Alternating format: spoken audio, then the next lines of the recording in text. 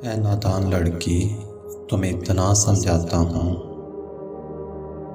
मुझे मत सोचो, मैं सिर्फ ख्याल हूँ। गुजरे हुए माहों साल हूँ, जिनका जवाब मिलकर भी नहीं मिलता। मैं कुछ ऐसा ही सवाल हूँ।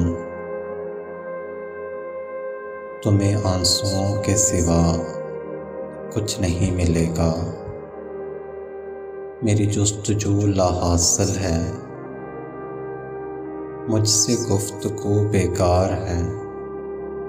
मेरे साथ जिंदगी का ये सफ़र तुम्हें अंदाज़ा नहीं किस कदर दुश्वार है। ऐ नादान लड़की, मोहब्बत पुरस्कार है, तुम मेरी तलबगार हो। मुझे किसी और का इंतज़ार है, मुझे किसी और का इंतज़ार है। ऐ नादान लड़की, तुम्हें इतना समझाता हूँ।